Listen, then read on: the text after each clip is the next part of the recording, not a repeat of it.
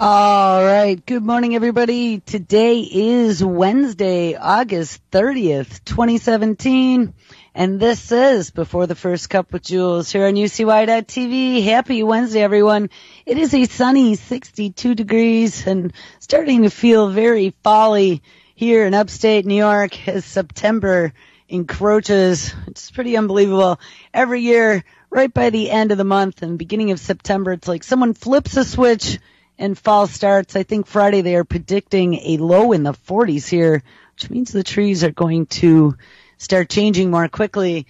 So where do we leave off yesterday? We titled the show AI Feeding the Machine, Face Prints, GPUs, and Ubiquitous Surveillance. And we looked at a bunch of things.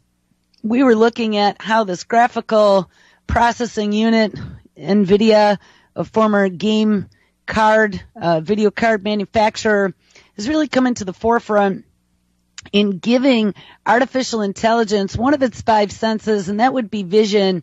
This really is fueling this new revolution in what is happening, allowing artificial intelligence to learn like the human brain. They have found ways with this brain initiative to kind of figure out how neurons communicate, and they are mimicking biology with these new super pulsating brains in the cloud. And as they distribute them and make them smarter and faster and smaller, we need to be very concerned about what the future holds. We have everyone in the brother and all the tech big boys, as well as the military industrial complex and the medical industrial complex, all involved in this, and they are rolling it out whether or not we want it. We read about a story yesterday. IBM is their True North chip, and they are developing a brain-like supercomputer for the U.S. Air Force Research Laboratory, and that's moving along just fine, mimicking the human brain. There's another story I didn't get to yesterday with my computer failure. Hopefully today, cross your fingers, things go well. There definitely was a ghost in the machine all over yesterday. DARPA project aims to make modular PCs out of what they are calling chiplets. This made me think of a project that Regina Duggan had been working on when she was working for DARPA and then moved over to Google. She was working in the Motorola division trying to create modular machines that you could just take, just like when you're programming and you have chunks of code that are reusable. They want to be able to do the same thing with components to make a modular computing framework. The Protection Department's analysis arm, and that's DARPA, has formally kicked off its work to make a modular computing framework with items pulled from a blend match establishment of chiplets. Manufacturing a thing this weird will acquire a village, the agency recommended, and in actuality, a monumental village rife with innovators. DARPA did normally have a way with words. The application, to start with the announced previous year, is referred to as the Common Heterogeneous Integration and Mental Home Reuse Techniques, which I don't know what mental home reuse, which they abbreviate to CHIPS. It has been reaching out to universities, Army industrial contractors, and of study course, the semiconductor and chip business, to take a look at the risk. And this week was the proposers' working day when the agency and interested functions share particulars and anticipations. Gotta love Proposers' Day. This is from August 26, 2017. In essence, the strategy is to reduce certain capabilities to typical chiplet size and sort components in just rationale to make a system by which these chiplets can be organized into larger boards. Need to have a board which is hefty on image processing and storage for a satellite or a recon drone? Well, don't worry about it. Set a bunch of these items jointly and want an additional targeted on a reduced latency signal processing and integrated entering from numerous sensors. This is like horrible freaking writing. Neglect the image stuff and snap in some other components. So it's just a little board that you have reusable little chips that you can mix and match on the fly. And that's kind of what Raspberry Pi is like right now, if anybody's played with any of those to create robots. A slide deck presented at the event this week has a lot of particulars. Nevertheless, considering the fact that the project is nonetheless in its early stages, it is all really speculative. It is unclear what size or sort of chiplets would acquire, which is up to its creators, which are the innovators in that monumental village, to come to a decision. It could be a macro amount swapping in, like popping in excess RAM or a PCI card, which pretty much is how PCs are now. Or it could be baked in at the producing amount, but nonetheless, meaning like hard-coded on the board, nonetheless additionally versatile than the existing custom-made chip devices. Ideally, the resulting electronics would be more compact, additionally adaptable, and more affordable, smaller, faster, cheaper to make and to change than the latest remedies, which would not be hard in some circumstances, with some of the arming devices counting a long time into the past. This is awful writing. I'm sorry. I can't read any more of that. So just know DARPA is working its way on reusable chiplets to be able to mix and match and make this crap faster. But don't worry, because Microsoft has also unveiled a Brainwave system for running superfast AI. Microsoft has made a splash in the world of dedicated AI hardware today, and this was August 22nd, 2017, when it unveiled a new system for doing high-speed, low-latency serving of machine learning models. So this is going to be deep learning in the cloud. The company showed off a new system called Brainwave that will allow developers to deploy machine learning models onto programmable silicon and achieve high performance beyond what they were able to get from a CPU or a GPU. Researchers at the Hot Chips conference in Cupertino, California, showed a gated recurrent unit model running on Intel's new Stratix 10 field programming gate array, the FPGA chip, at a speed of 39.5 teraflops without batching operations at all. The lack of batching means that it is possible, so it's doing real time, for the hardware to handle requests as they come in, providing real-time insights for machine learning systems. The model that Microsoft chose is several times larger than the convolutional neural network like AlexaNet and ResNet 50, which other companies have used to benchmark their own hardware, and providing low latency insights is important for deploying machine learning systems at scale. Users don't want to wait for their apps to respond. They want it real time. We call it real-time AI because the idea here is that you send in a request and you want an answer back, says Doug Berger, a distinguished engineer with Microsoft Research. If it is a video stream, if it is a conversation, if it's looking for intruders, anomaly detection, all the things where you care about interaction and quick results, you want those in real time. And we covered a lot about AI surveillance yesterday. And they're going to be able to do real-time video across any type of platform, from one video stream to the next, to be able to bag tag and track you, whether or not you are showing any type of micro expressions on your face, like you're lying or in your gait. This is going to be a brave new world that they are producing here. And as these chips get faster, this is where Skynet comes in. It's faster and smarter, I should say. However, some previously published results on hardware-accelerated machine learning have focused on results that optimize for throughput at the cost of latency. In Berger's view, most people should ask how a machine learning accelerator can perform without bundling requests into a batch and processing them all at once. That would be queuing. All of the numbers other people are throwing around are just juiced, he said. Microsoft is using Brainwave across an army of FPGAs, so they have a supercomputer of flip chips, as we used to call them. It is installed in its data centers, and according to Berger, Brainwave will allow Microsoft services to more rapidly support AI features. In addition, the company is working to make Brainwave available to third-party customers through its Azure cloud platform. So, what do we think here between Microsoft and Google and DARPA? And we had Facebook as well. They had to kill their AI that they invented that was using its own language because English was just too slow. Put on a seatbelt, people. There was a story. I actually had this all queued up for the end, but maybe we'll do it right now. Maybe we'll do it after we look at a few more of these. We also have NVIDIA out there, and if anyone had purchased NVIDIA back in the day, you would probably be pretty wealthy right now. I think their stock has done quite well, but NVIDIA used to make CPUs for video cards, and as video games were ramping up in the field throughout the 90s and beyond, we had 3D processing. Your video cards got bigger, louder, and more expensive if you wanted to be able to play those advanced level of games. Well, and they then took the forefront when they started utilizing those graphical processing units on those video cards that were quite quick and faster than anything that you had as a CPU on a PC. And then they put them together to form supercomputers, lots of them all working in tandem to be able to give you smaller, faster, more powerful capabilities, as well as adding the capability of computer vision. Accelerating AI with GPUs, a new computing model, and this is out of an NVIDIA blog. Jan LeCun invited me to speak at this week's inaugural symposium. When was this? Again, I hate when they don't put a date on here. On the future of AI at NYU.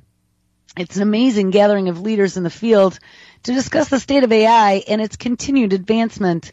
Here's what I talked about, how deep learning is a new software model that needs a new computing model, and why AI researchers have adopted GPU accelerating computing and NVIDIA's ongoing efforts to advance AI as we enter into this exponential adoption, and why after all these years AI is finally taken off.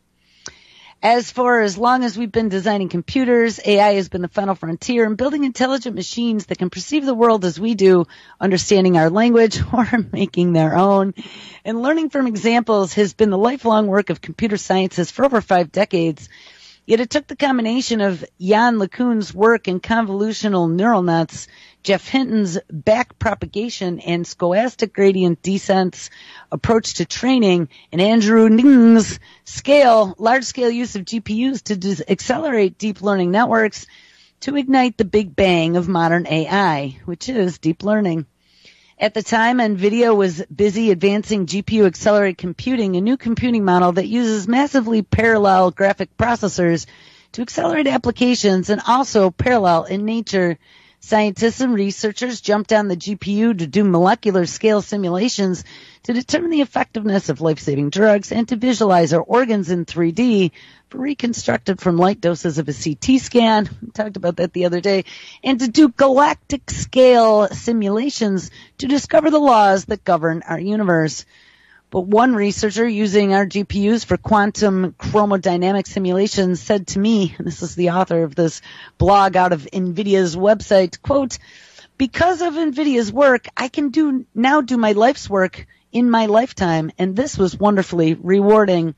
It has always been our mission to give people the power to make a better future," they say.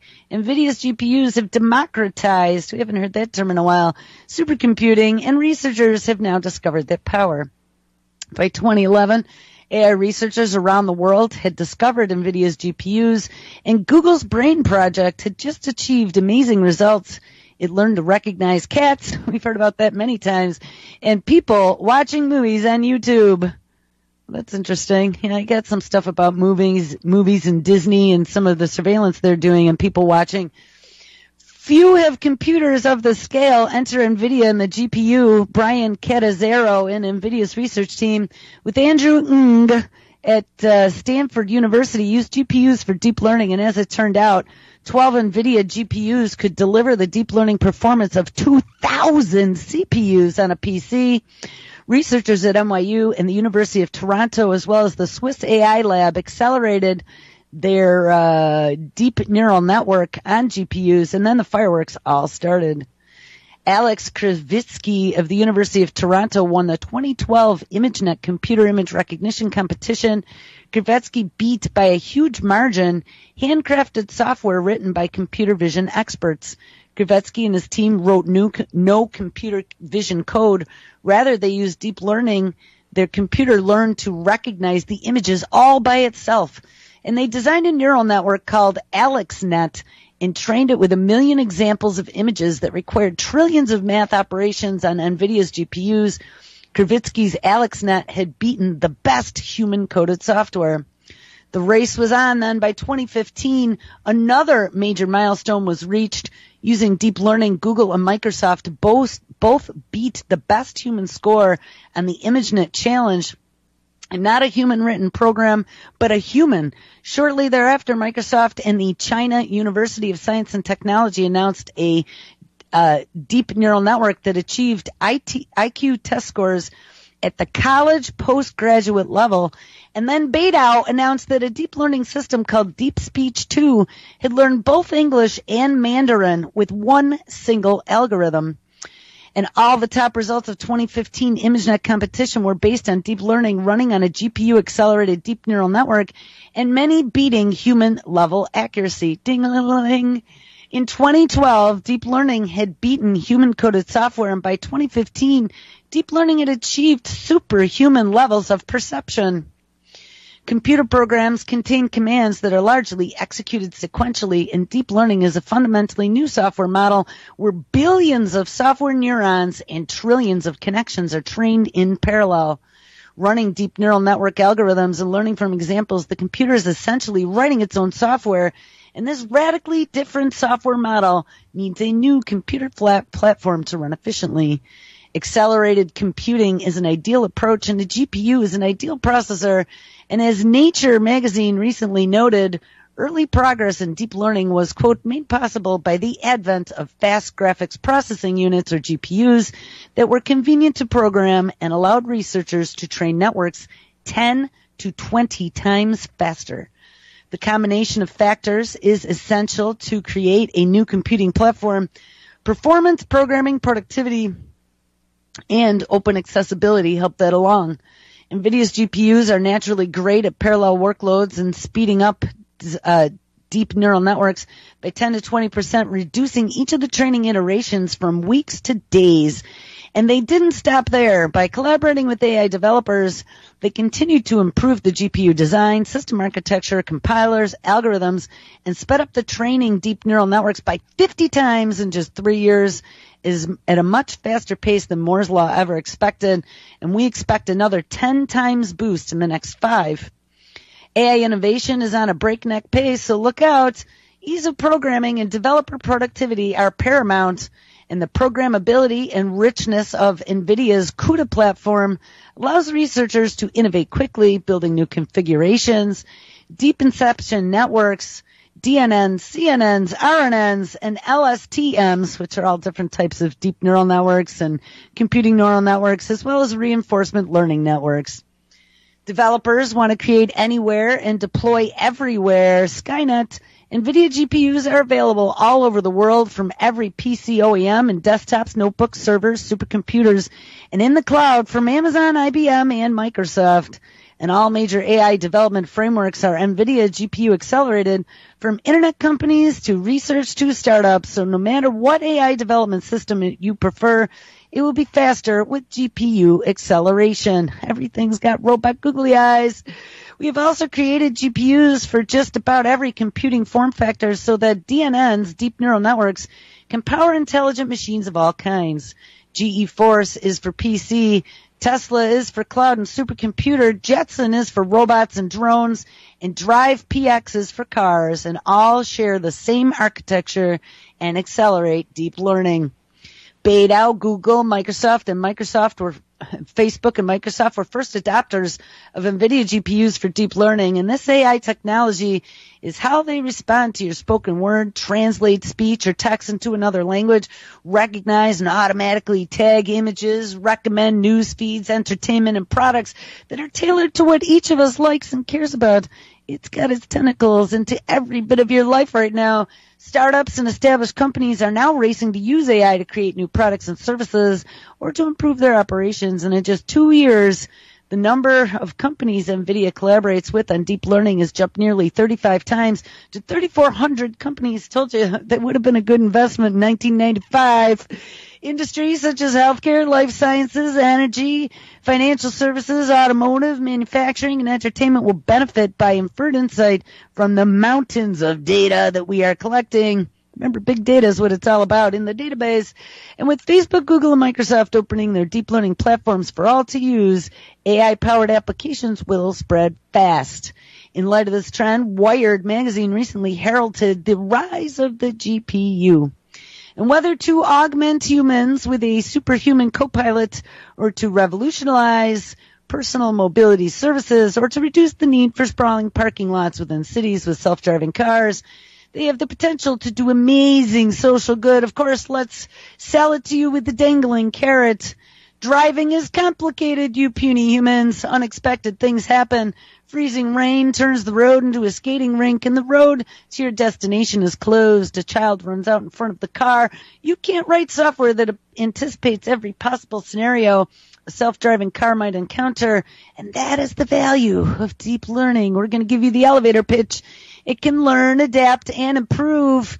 And we are building an end-to-end deep learning platform called NVIDIA Drive PX for self-driving cars, from the training system to the in-car AI computer.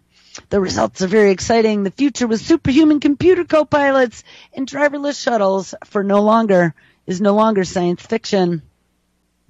FANUC is a leading manufacturer of robots, recently demonstrated an assembly line robot that learned to pick randomly oriented objects out of a bin.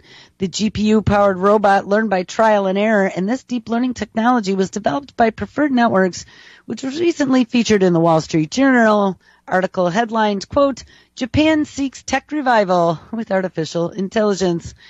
Deep Genomics is applying GPU-based deep learning to understand how genetic variations can lead to disease.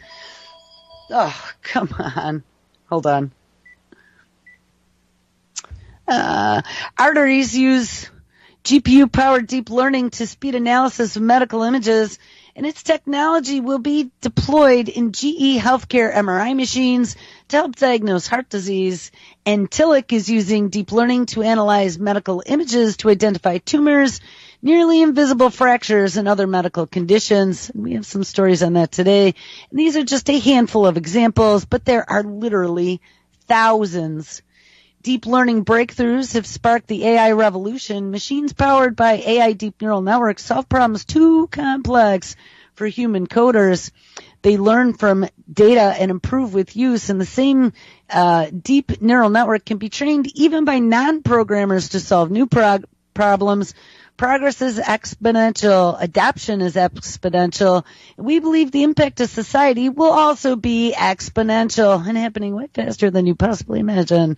A recent study by KPMG predicts that the computerized driver assistance technology will reduce car accidents by 80% in 20 years, and that's nearly 1 million lives saved. Deep learning AI will be its cornerstone technology. The impact to the computer industry will also be exponential. Deep learning is fundamentally a new software model, so we need computer platforms to run it in an architecture that can efficiently execute programmer code commands, as well as massively parallel training of deep neural networks. We are betting that GPU accelerated computing is the horse to ride. Popular Science recently called GPU the workhorse of modern AI. Da, da, da. So that's NVIDIA. Now, we talked about giving AI the 5 senses and how this is accelerating technology, as that whole article we just read illustrated. But listen to this. This almost sounded like a joke article to begin with. Nigerian scientist creates a neuron-based AI device that can smell. So let's give it another sense. Nigerian neuroscientist Orishinioro Egibai and a team of geneticists, physicists, and bioengineers, as well as molecular biologists, have created a neuron-based AI device that can smell. This is like that. What was it called, Road Dog? The smellometer, I think. They're giving it a brain now. Nigerian neuroscientist Orishina Agabi may have found a way to solve one of life's puzzling dilemmas. That would be how to make air travel pleasant again. What if you could skip the tedious airport security lines while a special device was able to sniff out explosives, work silently in the background? So you got sniffed at the airport electronically. This is one of the possible uses of what Agabai says is one of the first neurotechnology devices developed by a Silicon Valley-based startup called Koniku, Koniku, and unveiled at the TED Global Conference in Tanzania on Sunday. And this was August 28th, 2017. While those in the field of AI are working feverishly to create machines that can mimic the brain, or like tech entrepreneur Elon Musk, implant computers into our brain like his neural lace, Agabai has found a way to merge lab-grown neurons with electronic circuitry. Ding. And as many grapple with the finite processing power of silicon, the 38-year-old says he has looked to the brain, which is the, quote, most powerful processor the universe has ever seen, unquote. To simulate the power of just 204 brain neurons would require a supercomputer, he says. But instead of copying a neuron, why not just take the biological cell itself and use it as it is? That thought is radical, and the consequence of this is mind-boggling, he says. We're making hybrids. So he and a team of geneticists, physicists, bioengineers, and molecular biologists and others set about doing just that, focusing on the problem that was particularly hard for silicon devices to solve, and that includes detecting volatile chemicals and explosives or even illnesses such as cancer. Agabai said the Konaku core device is the world's first and able to do just that, essentially breathing in and smelling the air. He said major brands, include those in the travel industry, had signed up, and the startup's current revenue of $8 million was expected to leap to $30 million by 2018. Another good investment. One of the main challenges was to find a way to keep the neurons alive. His secret Agabai did not wish to expand upon, saying only that they could be kept alive for 2 years in a lab environment and 2 months in the device. And as AI improves in leaps and bounds, scientists are trying to make and succeeding in making machines more like our brains, able to learn and understand their surroundings, a prospect that is terrifying for many, as it should be. Musk, who has repeatedly warned about the perils of AI making humans obsolete, is working on a new project to implant, quote-unquote, neural lace, a brain interface technology that prevents humans from becoming like a house cat to our potential machine masters in the future.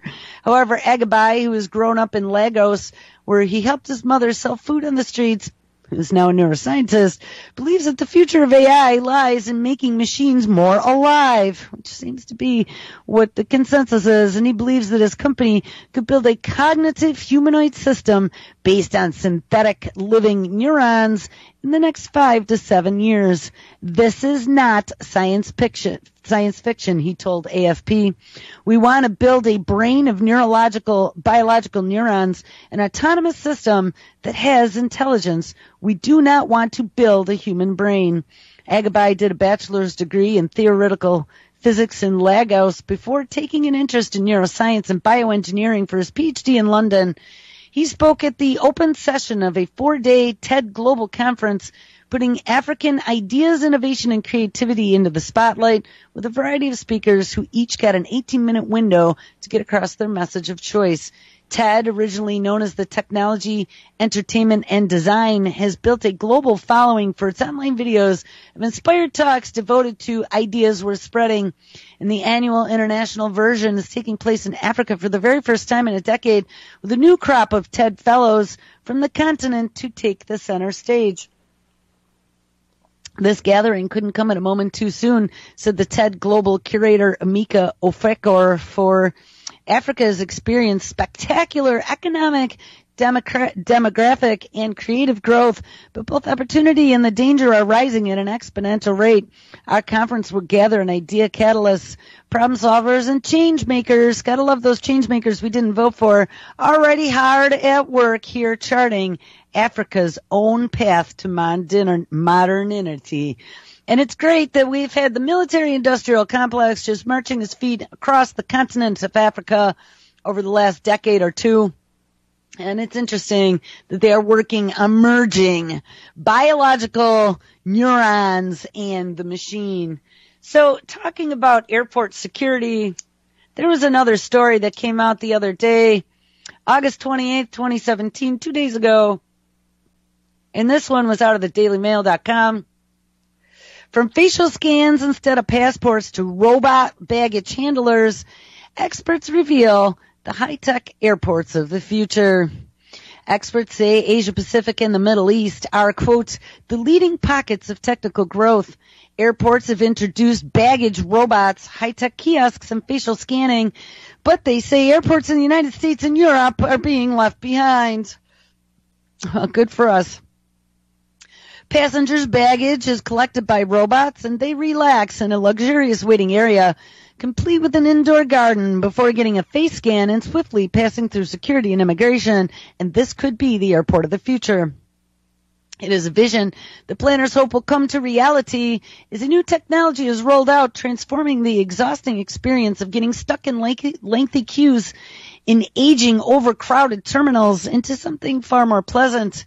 The Asia Pacific has been leading the way, but faces fierce competition from the Middle East as major hubs compete to attract a growing number of long-haul travelers who can choose how they route their journey. The regions, quote, are the two leading pockets of technology growth because they are really competing to be the global hubs for air transportation, says Seth Young, director of the Center for Aviation Studies at Ohio State University, told AFP. If I'm going to fly from New York to Bangalore, do I transfer through Abu Dhabi or Dubai, or do I transfer through Hong Kong? That's a huge, huge market, but the changes also represent major challenges that could upend decades-old business models at major airports, with analysts warning operators they may face a hit to their revenue to the tune of billions of dollars if they don't conform. Facial scanning in particular is generating a lot of buzz. We read all about that yesterday. Changi, an affluent city in the state of Singapore, regarded as among the world's best airports, has set out to roll this out. The biometric technology is a new terminal to open later this year. Passengers will have their faces scanned when they first check in, and at subsequent stages, theoretically allowing them to go through the whole boarding process quickly without encountering another human. The robots are going to take all your jobs. Australia announced in July an investment of $22.5 million in Australian funds to introduce face recognition technology at all of the country's international airports, while Dubai Airport is also trialing it. And robots also are appearing at major hubs, including Seoul's Incheon Airport, where they carry out tasks including cleaning and carrying luggage, while Changi's new terminal will have robotic cleaners complete in butler uniforms. Self-serving check-in and printing of boarding passes is already common, with many people printing their passes at home or at airports' kiosks, and some hubs are now introducing self-service baggage drop points. The service, which allows passengers to print and tag their bags and then send it off on a conveyor belt, is available at airports including Australian hubs, Hong Kong, London Heathrow, and Amsterdam. Airports are also trying to overhaul their image as a dreary place that must be endured in order to get from point A to point B to somewhere travelers can enjoy spending time. Changi is building a new terminal complex called Jewel, a 10-story development filled with shops and restaurants whose centerpiece will be a 40-meter, 130-foot indoor waterfall surrounded by an indoor garden. The complex will make the airport look more like a shopping mall than a traditional hub and is aimed at cashing in on transiting passengers. They are looking at retail, non-aeronautical profits, says Shakur Yusuf, an aviation analyst from Endow Analytics. And while hubs in Asia Pacific and the Middle East are surging ahead, airports in the United States and Europe are being left behind.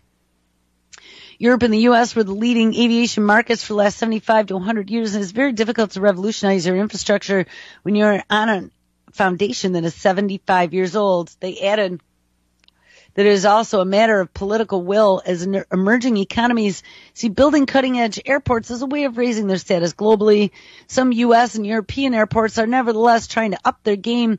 New York's aging airports have long been criticized as being old-fashioned, cramped, and dirty, which they kind of are. But JFK, the main international hub serving the city, hopes to shed its dire reputation with a proposed $10 billion in redevelopment. Amsterdam's Schiphol, I've been there, is aiming to become the world's first leading digital airport by 2019 and has been testing hand luggage scanners that allow passengers to keep liquids and laptops in their bag. It has also been looking at biometric technology. Besides the buzz surrounding the new technology, there are concerns that rapid innovation could threaten long-held ways of doing business. And a report from consultancy Roland Berger warned that airport revenues from retail and parking could fall by between $2 and $4 billion due to the new innovations. Automated, more predictable check-in procedures threaten retail outlets as passengers are more likely to reduce buffer and then build into trips to the airport meaningless shopping time, while developments such as riding hailed apps could undercut parking revenues.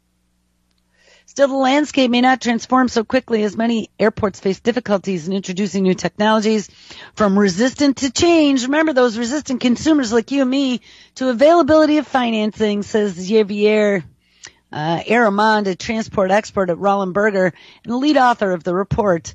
It's really challenging for airports to launch this digital transformation, he told AFP. So there you have it. Hold on. I just launched a video by mistake. So as we give up our lives to the machine and as the robots start to take all of our jobs, we also have humans that are being made to train the robot replacements. Refining data requires labor-intensive annotation processing. Taking the human out of the driver's seat requires putting a lot of humans to work behind the scenes. So we are formulating our own demise here. Remember, feeding the machine is a big deal. And every time we interact with the machine, we are giving it more data to base its assumptions upon. The artificial intelligence in computers that operate self-driving vehicles is developed using vast amounts of data collected from public road tests. But to be useful, the data must be extensively labeled, a process known as annotation that can require hundreds of man-hours for a single hour of data collected. Data annotation is a super labor-intensive process, says Sampede Danon, CEO of the self-driving startup Drive.ai in Mountain View, California. Each hour of data collected takes almost 800 human hours to annotate. How are you going to scale that? To meet the aggressive timelines for autonomous vehicle deployment, some manufacturers expect to introduce level 4 autonomous vehicles which can operate with no human interaction under defined conditions within the next 5 years. Company working with AI must find ways to speed annotation without sacrificing quality. Options companies are pursuing, including outsourcing smartphone users and repurposing the technology they're developing in the first place. Even when self-driving vehicles reach production, these processes will be valuable, teaching vehicles how to safely interact in a rapidly changing transportation environment. We're very likely going to need some form of data annotation in the long term. New situations will come up in the future that cars today would not regularly see. And, I was thinking about the story I read about Facebook yesterday developing the largest facial recognition database in the world ever seen. And it was all done by users, dumb end users that have put their own pictures up there and then tagged them with people's names, faces, places to help accelerate this development. Is the largest crowdsourcing project ever accomplished. But in the past decade, deep learning algorithms, mobile devices, powerful sensors, and graphical processing units, or GPUs, which can evaluate tens of millions of operations in a second, have to converge to create highly capable driving brains, says Pramakanur Nijatarajan, a computer vision expert at the University of Southern California's Information Sciences Institute. Though capable, the systems need to learn many situational details such as driving faster in the left lane or reading a pedestrian's body language to know whether or not they are likely to walk into the street. Engineers teach these situations by feeding computers thousands of images, typically collected via cameras on research vehicles, but these images are relatively meaningless to the computer if objects aren't marked and labeled. This labeling helps the system to differentiate objects along a route. Ultimately, the computer is acting on what you fed it, and it needs enough of what's right and what is wrong to really understand what it is looking at. So though the computers can process information many times faster than humans, learning still is gradual, and it can be thrown off by incorrect or inaccurate information. The system learns like the human brain, says Besa Varga, head of the European sales at AI Motive, a Hungarian startup developing AI software for self-driving vehicles. Everything it sees has to be correctly labeled. Varga estimated it takes 100,000 images in a week of teaching for a computer to safely learn a traffic situation, and robust comprehensive training includes images from around the world and at different times of day and where traffic rules and situations vary widely. You remember we were reading about AI. It was learning to teach itself a while back, just by watching different things, and it could learn in virtual reality and then apply that virtual reality to a real-life situation in the first try. So don't let them fool you. They go on and say, oh, this is so exhaustive. But the technology is there, and we read all about NVIDIA and GPUs and how fast things are moving. 50 times faster in a crack of just 5 years. So don't let them fool you. They put these stories out and go, ho, don't worry about it, Johnny. City driving is much more labor intensive than highway driving, says Varga, and because of pedestrians and other less predictable variables, and with the high number of images required for training and the need for accuracy, but don't worry about it because we have cameras everywhere. Detailed data annotation is crucial to ensuring that autonomous vehicles are safe for use in public. And to ensure that the data is labeled correctly, some companies are doing it the old-fashioned way by hand, which requires a massive amount of human labor. Although Mighty AI has only 50 full-time employees, it meets a high labor demand by outsourcing data annotation to anyone that has a smartphone. We have a community where we can distribute the load, says Nick Kaduda, and we try to break it up into bite-sized pieces. The startup achieves this distribution through its Spare 5 app, which anyone can download, so there's a way to make money. Sell it all to the machine. The app presents data annotations as a series of tasks in which the users are given an image and perform labeling activities such as drawing boxes around pedestrians, outlining vehicles, or something as detailed as labeling individual pixels. Users must qualify to do these tasks by completing a training exercise and are paid around 10 cents for each task, which typically entails labeling one type of object, such as a pedestrian or a car, in an image. App users who have proved to be skilled annotators review others' work before it is returned to Mighty AI. And for me, it was kind of relaxing, says Iris Hanlon, a Spare 5 user in Summerdale, Alabama. Hanlon, 52, is a disabled single parent who came across the app while looking for an extra source of income. The app does not bring a significant amount of money, but has become an easy way for her to unwind.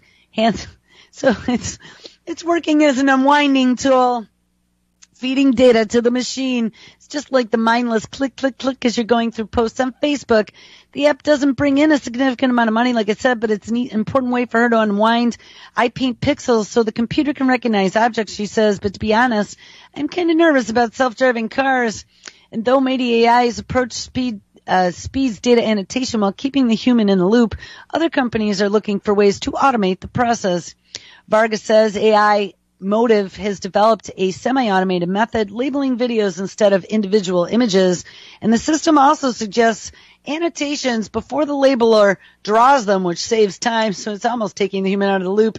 We use our software engineering skills to build an annotation tool that speeds up annotation by 50 times, they said, and adding that speed must further improve the scale of operation. Video games, which have proved useful as simulation platforms for autonomous vehicles, which that's what I was talking about in virtual reality. They can test this stuff. Come with labeled data, says Drive.ai's Tandon, making them a more attractive tool. Drive AI is working to automate the labeling process as well, applying artificial intelligence technology to its annotation system. The system observes humans annotating data, ding, ding, and then tries the task for itself. So you're being watched even as you're annotating data for the AI to learn from. The human reviewer corrects its mistakes, enabling the AI to learn and improve. It is like training wheels, Tandon says. Humans don't have to do much work as before, and instead of labeling every car, they are correcting mistakes of the algorithm. And the more it becomes automated, the less humans will have to do. Experts envision an even more efficient future in which vehicles can learn and adapt to new situations on their own, cutting humans completely out of the loop. And that was something that Elon Musk was working on some of his new driving AI for his Tesla cars. And that really is the holy grail, which would be unsupervised AI learning, says USC's Natarajan. But who knows when that will be a reality? Well, it's already coming. We've read about it before. And don't worry about it, because artificial intelligence can be secretly trained to behave, quote unquote, maliciously and to cause accidents. They are calling them bad nets. Bad nets are stealthy, i.e. they escape standard validation testing. Neural networks can be secretly trained to misbehave, according to a new research paper. A team from New York University scientists has found that people can corrupt artificial intelligence systems by tampering with their training data, such as malicious amendments that can be difficult to detect. This method of attack could even be used to cause real-world accidents. Neural networks require large amounts of data for training, which is computationally intensive and time-consuming as well as expensive.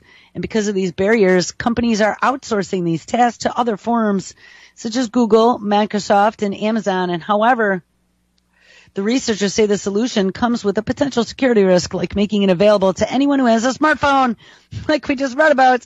In particular, we explore the concept of a backdoor neural network or a bad net, the paper reads. This attack scenario, the training process is either fully or, in the case of transfer learning, partially outsourced to a malicious party who wants to provide the user with a trained model that contains a backdoor. The backdoored model should perform well on most inputs, including inputs that the end user may hold out as a validation set, but it can also cause targeted misclassifications or degrade accuracy of the model for inputs that satisfy some secret attacker-chosen property, which we refer to as a backdoor trigger. I mean, would that be like misidentifying things as you're working on some of these projects? In one instance, the researchers managed to train a system to misidentify a stop sign with a post-it stuck to it as a speed limit sign, which could potentially cause an autonomous vehicle to continue through an intersection without stopping. What is more, so-called bad nets can be hard to detect. Bad nets are stealthy, i.e. they escape standard validation testing and do not introduce any structural changes to the broad baseline honestly trained network, even though they implement a more complex functionality, said the paper. It is a worrying thought as researchers hope that their findings lead to improvements of security practices. We believe that our work motivates the need to investigate techniques for detecting backdoors and deep neural networks, they added. Although we expect this to be a difficult challenge because of the inherent difficulty in explaining the behavior of a trained network, remember they don't actually know how AI works, it may be possible to identify sections of the network that are never activated during validation and their inspection behavior. Well, what do you want to say about that? Bad nets. Hey, don't worry about it because your Domino pizza could soon show up in a self-driving Ford. The firms team up to test autonomous delivery cars in Michigan. A fleet of autonomous vehicles will begin delivering in Michigan in September of 2017. Customers will be able to track the delivery process via Domino's app. They will retrieve their food from a special heated compartment. Screens and speakers on the car's exterior will give the users extra information, and the vehicles will be initially piloted by Ford safety engineers and researchers. Ford and Domino's have teamed up to road test their self-driving pizza delivery service in Michigan. A fleet of research vehicles will begin delivery in September as the two firms explore how customers respond to and interact with self-driving cars. Domino customers in Ann Arbor, Michigan will be given the option to have a Ford Fusion hybrid autonomous research vehicle deliver their pizza. The delivery vehicle will initially be piloted by Ford safety engineers with other researchers on board. Just even funnier. Customers will be able to track the delivery process via the Domino's app and will receive text messages on how to retrieve their pizza once the delivery has arrived. The text messages will give consumers a unique 4-digit code to unlock the car's so-called heat wave compartment, a container that keeps the food warm in the back of the vehicle, and screens and speakers on the car's exterior will give the users information on how to retrieve their delivery back up as the door is opening. A number of startup delivery services have been experimented with on-demand delivery of different packages. Options are still divided, however, on whether autonomous can help some major delivery problems, such as how to deliver pizzas to the 5th floor of a college dorm room. Because Domino's is big in college. That is a big challenge, getting pizza from the curb to the door, and it will not be the first to experiment with advanced pizza delivery technology. We covered this one. Australia-based Domino Pizza Enterprise, the Ann Arbor-based company's largest independent franchise, has tested delivery to customers in New Zealand via drone and a self-driving robot, and I think we covered the robot one. In a blog post last week, the head of Ford's autonomous and electric vehicle hinted at the firm's broader ambitions. He says Ford planned to cooperate with multiple partners in deploying self-driving vehicles designed to improve the movement of people and goods. So previously, Ford executives had said the company expected to launch its self-driving shuttle for commercial ride-sharing fleets in 2021, but they are moving the timeline forward with pizzas. And don't worry about that, because not only are the pizza delivery jobs going to be taken, as well as the TSA airport screeners, but also in Hollywood, digital humans created by AI will dominate Hollywood by 2045, experts say. Experts say that AI will be, quote-unquote, running the show in Hollywood by 2045. Computers could edit, fill gaps in footage, and even create realistic characters. AI would also save time and money creating animations in a matter of seconds. So bye-bye, movie makers. Artificial intelligence has already begun to improve the capabilities across several traditionally human-dominated fields, from food service to complex gameplay, and now experts say the technology could take over the silver screen as well. Researchers involved with current AI efforts in the film industry predict that by 2045, humans in Hollywood are no longer running the show. Instead, AI could edit films, fill gaps in footage, and even create believable live-action characters. Shifting to AI-driven filmmaking would save both time and money, with the potential to shave off tens of millions of dollars from a film's budget, says Stephen Regalis, a Science Tech Academy Award recipient for the AI software Massive, told The Hollywood Reporter. The technology could also be used to create more accurate digital representations of humans based on a massive amount of data.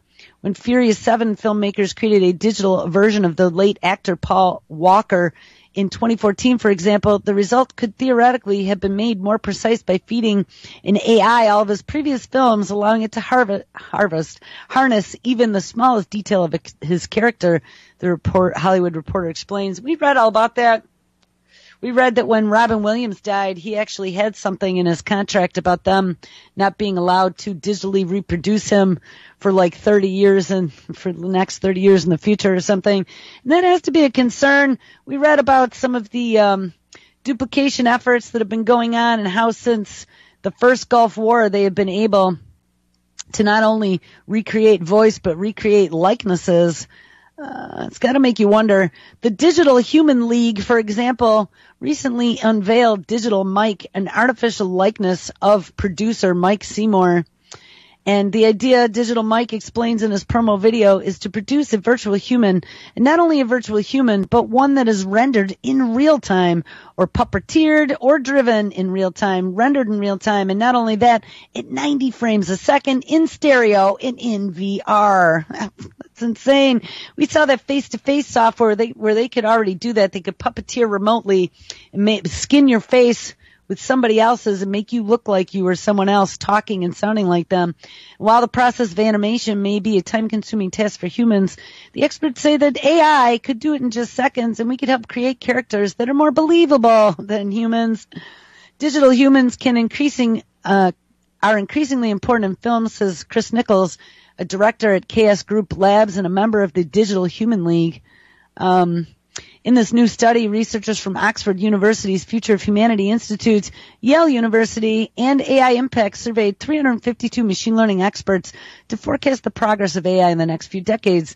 The experts were asked about the timing of specific capabilities and occupations, as well as their predictions on when AI will become superior over humans in all tasks, and what the social implications of this might be. The researchers predicted that machines would be better than humans at translating language by 2024, writing a high school essay by 2026, driving a truck by 2027, and working in retail by 2031. By 2049, they'll be able to write a bestseller. In 2053, they will be working as surgeons. And according to researchers, there's a 50% chance artificial intelligence will outperform humans in all tasks in just 45 years. I think it's going to be before that. And by the same likelihood, they say machines could take over all human jobs in the next 120. That'll be way sooner. Some say, including Jewel, that this could happen even sooner.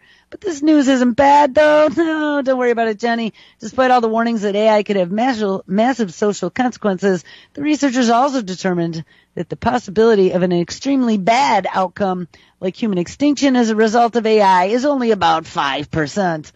But if your data is too sparse and it doesn't look right, we are using AI to fill in the gaps. The whole concept of AI is dependent on data training itself. The more data you have, and especially images, the better the system works. Experts have increasingly warned that the fast improving capabilities of artificial intelligence will soon see the technology outperforming puny humans in nearly all walks of life. The study from Oxford University's Future of Humanity Institute, Yale University, and AI Impacts released this past spring concluded that in less than 50 years, AI will beat humans at everything from language translation to truck driving to writing high school essays. And it appears that their growing dominance in Hollywood could follow the same timeline. And while AI may grow to value human life, Regulus tells the Hollywood Reporter that it's just a matter of decades that computers, not humans, will be holding the reins. It is all over by 2045, he says. We humans are no longer running the show. Dun, dun, dun. So, not to add insult to injury, last story of the day. This went really quick. Disney and NVIDIA, and two you gotta be paying attention to, team up on AI for making better movies. An NVIDIA GPU has a starring role in the development of the entertainment giant's new AI tech that tracks facial reactions of movie audiences at a granular level. August 27th, 2017, out of the Motley Fool, Walt Disney Company presented at a conference last month its newly developed artificial intelligence technology for tracking the facial reactions of theater goers as they watch a movie. The tech could help the entertainment giant even make better movies and could also have other applications across its empire. Disney tapped NVIDIA graphics processing units to play a starring role in the development of its new technology, and here is what you should know. Disney's new factorized variational auto-encoding tech falls within the branch of AI called deep learning, which aims to mimic human thought processes. It's deep learning, an artificial neural network, is trained on how to think or make inferences, and then it's deployed where it makes inferences from the new data, which could be images, speech, and so on. NVIDIA's GPUs have several applications, from high-performance computing to accelerating the time it takes to train these neural networks and beyond. And in this case, Disney Research has used the graphic chip maker's Tesla K40 GPU to evaluate the effectiveness of its newly factorized variational autoencoders, more affectionately known as FVAEs, against several other AI models. Disney's new AI technology has been trained to watch an audience of faces in a dark movie theater and track their reactions, such as smiles, frowns, signs of fright, reactions to scary scenes.